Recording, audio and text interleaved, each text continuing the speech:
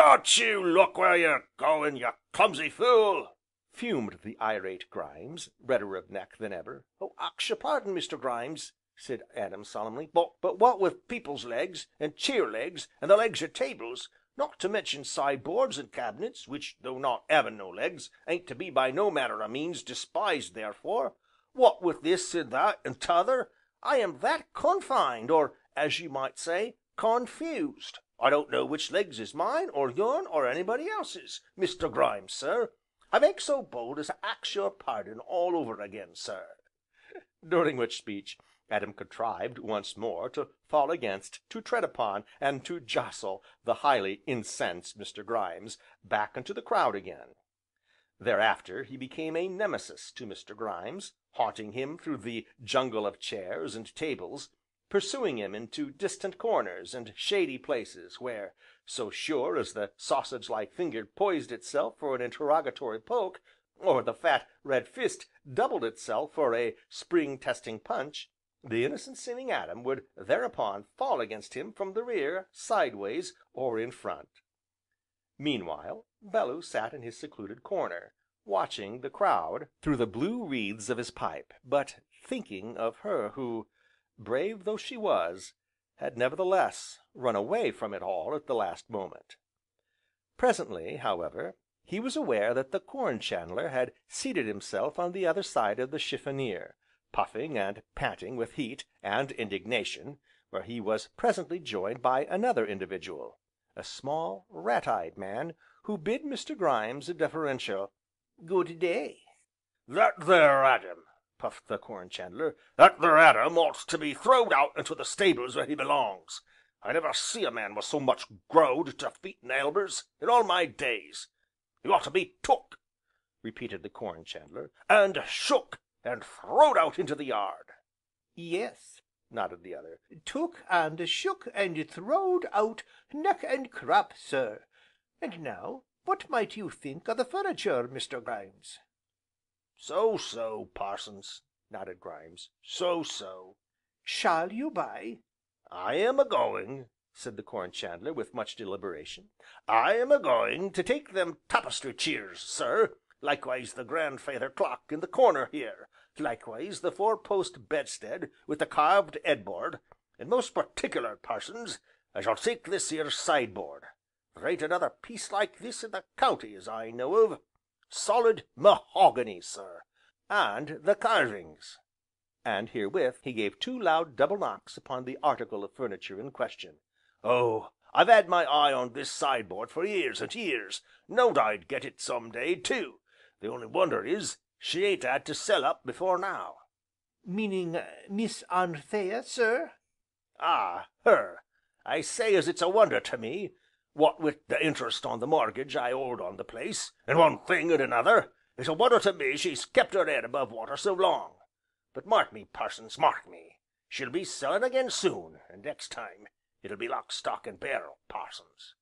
"Well, I don't hold with women farmers myself," nodded Parsons. "but as to that cupboard over there, Sheraton, I think, what might you suppose it to be worth, betwixt friends now?" inquired Parsons, the rat eyed. "I can't say I've seed it, and likewise felt it," answered the Corn chandler, rising. "Let me lay my hand upon it, and I'll tell you to a shilling." And here they elbowed their way into the crowd. But Bellew sat there, chin in hand, quite oblivious to the fact that his pipe was out long since. The tall, old grandfather clock, ticking in leisurely fashion in the corner behind him, solemn and sedate as it had done since, as the neat inscription upon the dial testified, it had first been made in the year of grace 1732, by one Jabez Havisham, of London. This ancient time piece now uttered a sudden wheeze, which, considering its great age, could scarcely be wondered at, and thereafter, the wheezing have subsided, gave forth a soft, and mellow chime proclaiming to all and sundry that it was 12 o'clock. Hereupon the Auctioneer, bustling to and fro with his hat upon the back of his head, consulted his watch, nodded to the red nosed, blue chinned Theodore, and, perching himself above the crowd, gave 3 sharp knocks with his hammer. "Gentlemen," he began, but Here he was interrupted by a loud voice upraised in hot anger. "Confound you for a clumsy rascal! Will you keep them elbers o' yourn out o' my waistcoat, eh? Will you keep them big feet o' yourn to yourself? If there ain't enough room for you, out you go, d'ye hear? I'll have you took, and shook, and throwed out where you belong. So just mind where you come a trampin' and a treadin'." "Tread?" repeated Adam. "Lord, where am I to tread? If I steps backwards, I tread on ye; if I steps sideways, I tread on ye; if I steps for'ard, I tread on ye. It do seem to me as I can't go nowhere but there you be a waitin' to be trod on, Mr. Grimes, sir." Hereupon the Auctioneer rapped louder than ever, upon which the clamour subsiding, he smiled his most jovial smile, and once more began: "Gentlemen, you have all had an opportunity to examine the furniture I am about to dispose of, and, as fair minded human beings, I think you will admit that a finer lot of genuine antique was never offered at one and the same time. Gentlemen, I'm not going to burst forth into laudatory rhodomontade, which is a word, gentlemen, that I employ only among an enlightened community such as I now have the honor of addressing. Neither do I propose to waste your time in purposeless verbiage, which is another of the same kind, gentlemen. Therefore, without further preface or preamble, we will proceed at once to business. The first lot I have to offer you is a screen, 6 foot high. Bring out the screen, Theodore. There it is, gentlemen. Open it out, Theodore. Observe, gentlemen, it is carved rosewood, the panels hand painted, and representing shepherds and shepherdesses, disporting themselves under a tree with banjo and guitar. Now, what am I offered for this hand painted antique screen? Come." "15 shillings!" from some one deep hidden in the crowd. "Start as low as you like, gentlemen, I am offered a miserable 15 shillings for a genuine, hand painted—" "16!" This from a long, loose limbed fellow with a patch over one eye, and another on his cheek. "A pound!" said Adam promptly. "A guinea!" nodded he of the patches. "25 shillings!" said Adam. "At 25 shillings," cried the Auctioneer, "any advance? A genuine, hand painted, antique screen, going at 25, at 25, going, gone, to the large gentleman in the neckcloth, Theodore." "There be that Job Jagway, sir," said Adam, leaning across the sideboard to impart this information, "over yonder, Mr. Belloo, sir, 'im as was bidding for the screen, the tall chap wi' the patches.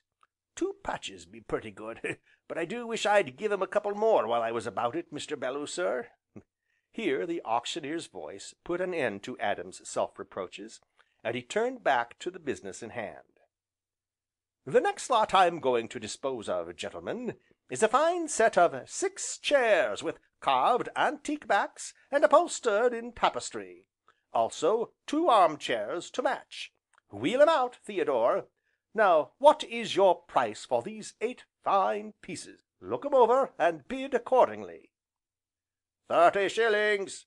again from the depths of the crowd. "Ha! ha!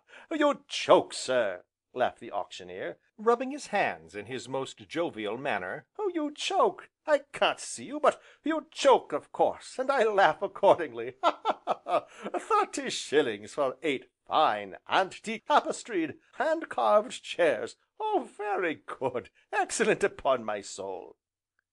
"£3!" said the fiery necked Corn chandler. "Guineas!" said the rat eyed Parsons. £4! nodded the Corn chandler. £4.10! roared Adam. "5!" nodded Grimes, edging away from Adam's elbow. £6.10! cried Adam. "7!" from Parsons. "8!" said Grimes. "10!" roared Adam, growing desperate. "11!" said Grimes, beginning to mop at his neck again. Adam hesitated. £11 seemed so very much for those chairs that he had seen Prudence and the rosy cheeked maids dust regularly every morning, and then, it was not his money after all. Therefore Adam hesitated, and glanced wistfully towards a certain distant corner.